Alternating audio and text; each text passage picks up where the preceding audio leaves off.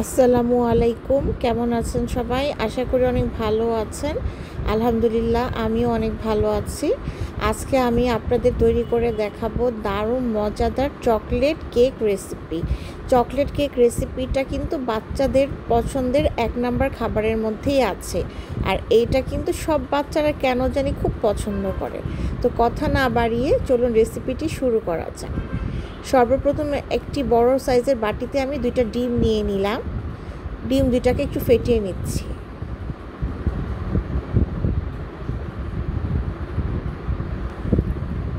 এখন অ্যাড করে নিব এখানে হচ্ছে ২ টেবিল চামচ মাখন একটু ওভেনে আমি মেল্ট করে নিয়েছিলাম, আর 1/2 কাপ সয়াবিন তেল একসাথে মিক্স করে নিয়েছিলাম।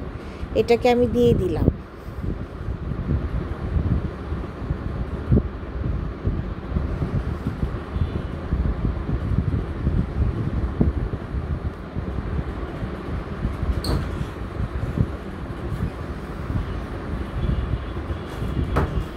স্বাদ মতো একটু লবণ দিয়ে দিয়েছি। মিষ্টি খাবার একটু লবণ দিতে হয়। এখানে আমি ১ চিমটি লবণ দিয়ে দিয়েছি। ভালো করে মিশিয়ে নিচ্ছি। ১ কাপ চিনি নিয়ে নিয়েছি। চিনিটা আমি একবারে দিব না, অল্প অল্প করে দিব আর একটু বিট করে নিব।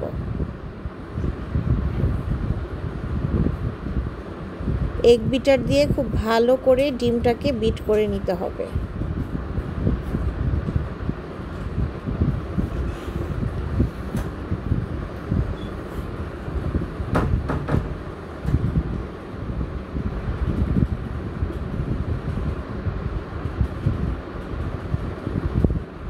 এক কাপ চিনি আমি অল্প অল্প করে প্রায় ৪ বারে ব্যবহার করলাম, আর একটু সময় নিয়ে এগ বিটার দিয়ে এগটাকে বিট করে নিয়েছি।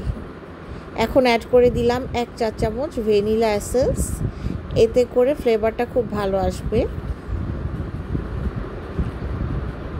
ভ্যানিলা এসেন্স ছাড়া কেক বানালে কেকে একটা ডিমের একটা গন্ধ থেকে যায়, তাই চেষ্টা করবেন ভ্যানিলা এসেন্সটা সবসময় ব্যবহার করতে, তাহলে কেকের ফ্লেভারটা বেশ ভালো হয়।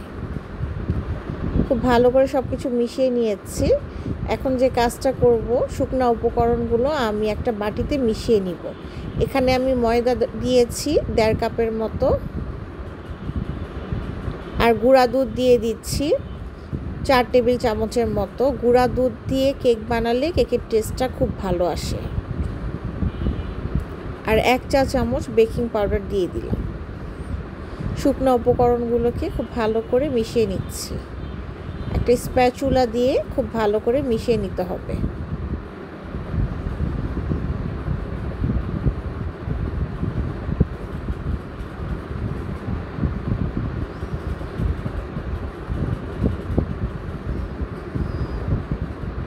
মিশানো হয়ে গিয়েছে। এখন ডিমের যে মিশ্রণটা বানিয়ে রেখেছি, এটার মধ্যে আমি ময়দার মিশ্রণটা অল্প অল্প করে দিয়ে মিশিয়ে নিচ্ছি।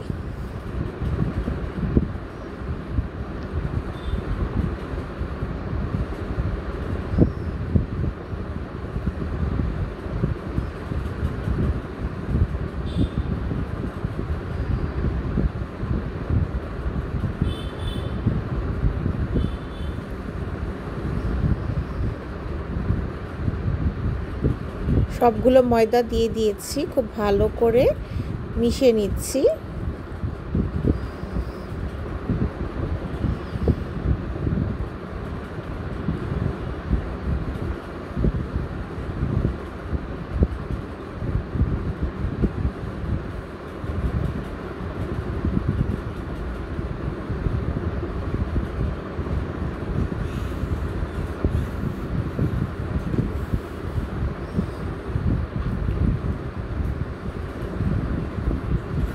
ফার্স্টে আমি এগ বিটারটা দিয়ে খুব ভালো করে সব কিছু মিশিয়ে নিলাম। তারপর একটা স্প্যাচুলা দিয়ে আর একটু ভালো করে মিক্স করে নিব। সবার লাস্টে কিন্তু কোকো পাউডারটা অ্যাড করতে হবে।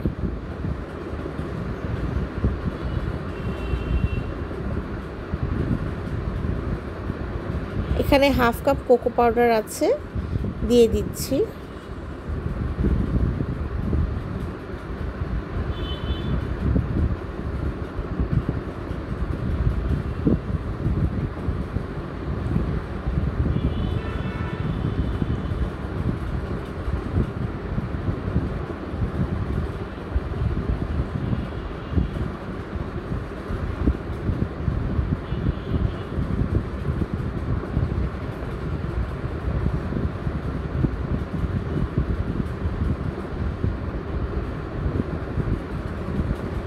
সময় নিয়ে ভালো করে সবগুলো মিক্স করে নিব।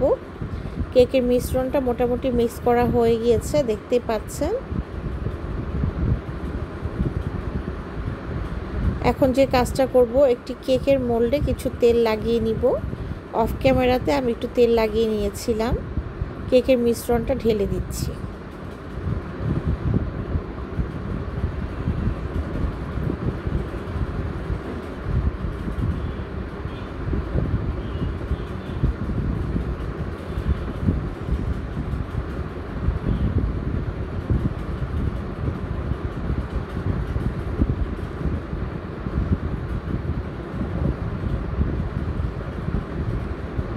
মোল্ডে কেকের মিশ্রণটা সুন্দর করে ঢেলে দিয়েছি, উপরে চেপে চেপে সুন্দর করে বসিয়ে দিয়েছি। এখন যে কাজটা করব, চুলায় আমি একটি প্যান আগে থেকে হিট করে নিয়েছিলাম। তারপর একটি স্ট্যান্ড বসিয়ে কেকটি দিয়ে দিলাম। তারপর একটি লং দিয়ে ঢেকে দিয়েছি। প্রায় 40 মিনিট পর ফিরে এসেছি। কেকটা একটু হওয়া বাকি ছিল, তাই আমি আবারও ঢেকে দিয়েছিলাম। এরপর আরও 10 মিনিট পর ফিরে এসেছি। দেখতেই পাচ্ছেন আলহামদুলিল্লাহ পারফেক্টভাবে কেকটা একদম তৈরি হয়ে গিয়েছে। মোটামুটি হালকা গরম থাকা অবস্থায় কেকটা আপনাদের আমি কেটে দেখাচ্ছি।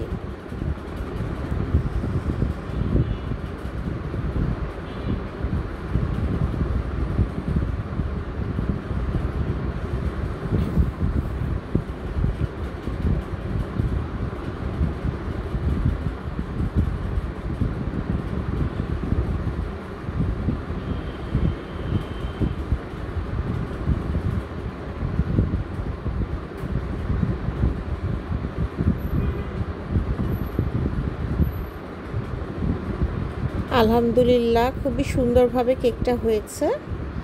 এখন আপনাদের স্লাইস করে কেটে দেখাচ্ছি যে আমার কেকটা কতটা পারফেক্ট হয়েছে।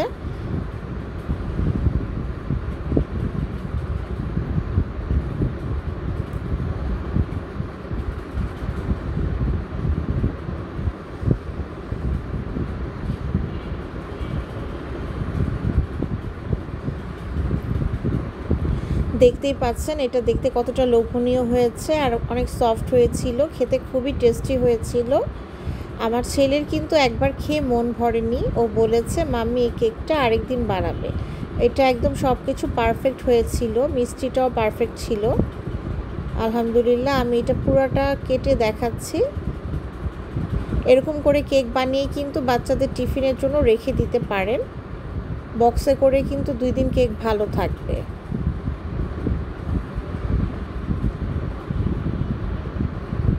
চকলেট কেকটা কিন্তু ছোট বড় সবাই কম বেশি বেশ পছন্দ করে।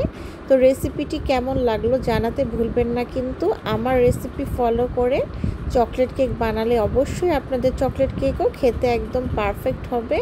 তো আজ এই পর্যন্তই, সবাই অনেক বেশি ভালো থাকবেন। Thanks for watching. আল্লাহ হাফেজ। আর প্লিজ চ্যানেলটা সাবস্ক্রাইব করতে কিন্তু একদমই ভুলবেন না।